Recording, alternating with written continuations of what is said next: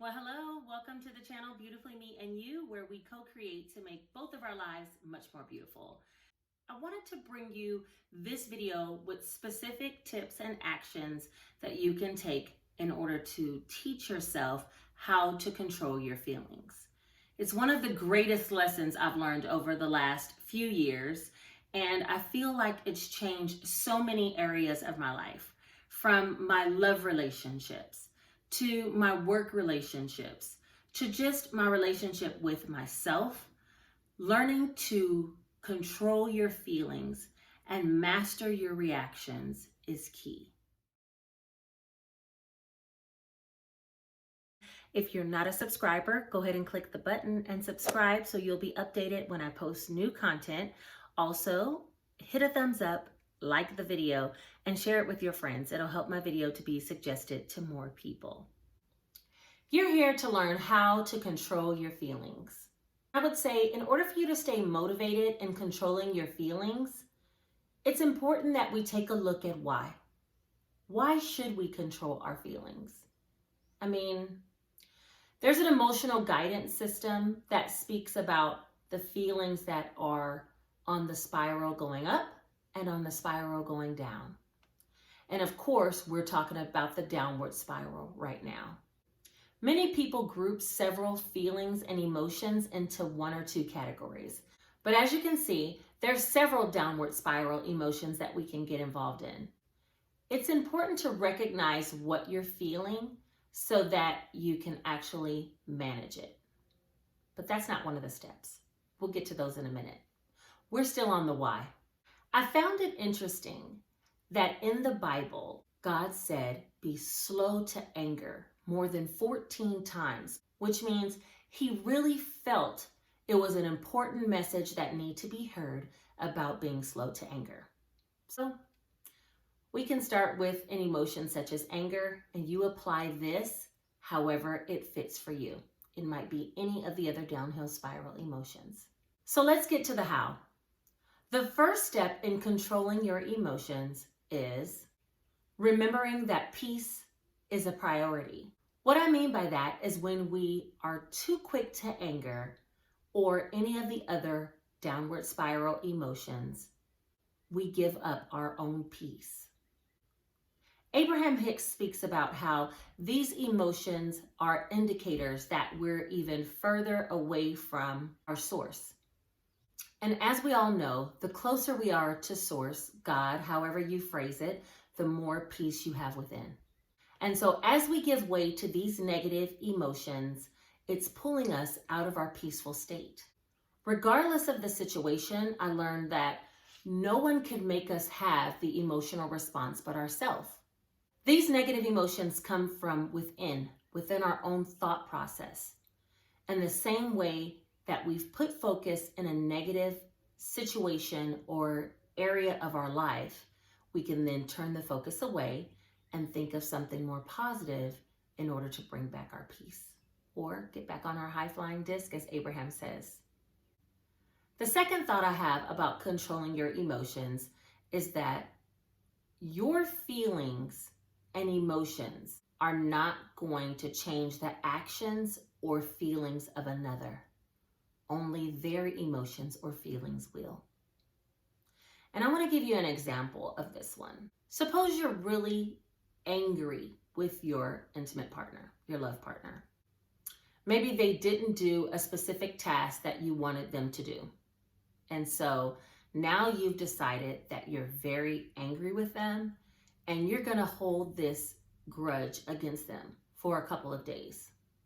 That anger that you hold within is upsetting you. It's not going to cause them to give greater weight to the things that you want. It's not going to bring a resolution, your anger. The situation remains the same, whether you remain in anger or you learn to let it go, exercise forgiveness, and get back to your peaceful state. The anger that you have inside for them, they don't even feel it. And if you don't communicate it, they don't even know it. And therefore, they are unlikely to make any changes based on your emotions. They have to feel those emotions themselves in order to make a true change. So when people say things like the anger is eating you alive, it's true. It's only taking hold of what your emotions are and keeping you out of a peaceful state. It's not doing anything for the other person. My final thing that I want you to think about, or tip 3, would be that patience is involved in having control over your feelings. Patience with yourself. And patience is a practice. These tips and tools that I'm sharing with you take practice. A large part of it is you have to have empathy for others, right? And become emotionally aware of not only other people's feelings, but your own. And that takes practice over time. It takes practice to be aware of what you're feeling and use the tools that you have inside of you to shift your thinking and focus on something else to bring you back to your peaceful state. It's something I'm still working on. Being aware of what you're feeling is just that one level up to be able to control it, you know? They say in order to change anything, there's 3 steps to that. And the first step is recognizing that you have a problem. The second step is actually taking steps to change it. And the third step is making it a part of yourself. So you actually incorporate that change as a permanent part of yourself. That means this process is going to take time. Be patient. Practice patience with others. Practice patience with yourself. But be mindful of the choices that you're making to feel certain ways at certain times. You want to work towards heading up the spiral as best you can. And sometimes we give ourselves excuses to head down the downward spiral. For me, it wasn't until I hit absolute rock bottom on that downward spiral did I realize that I am a powerful person, and you are too. You have enough power within you to control your feelings and choose another emotion so that you can head back up to your peaceful state. You can do it. Well, that's all I have for today. I hope you enjoyed the video and learned something. If you made it all the way to the end, again, I say thank you, thank you, thank you. I'm thinking of doing a new segment where I just shout out one comment at the beginning of each video. So if you want to be considered for that for my next video, go ahead and put your comment down below. And what I'll do is pick one comment that touches my heart and include it in my next video at the start of the video as a gift of gratitude back to my subscribers. I appreciate you watching. Take the time to try to think about your emotions and incorporate these tips into your everyday practice. It can only bring you greater peace, and that's the goal after all. Take care.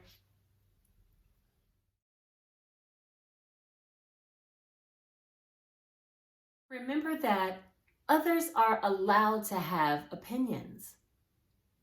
Some people get so upset or go down the downward spiral of emotions and feelings because of someone else's opinion. We all have one. And it's important to realize no matter what emotion you exhibit based on their opinions likely are not changing unless they feel like it should. In other words, they already had those opinions before they spoke to you, and they're going to continue to have those feelings or opinions after they speak to you. That's their choice.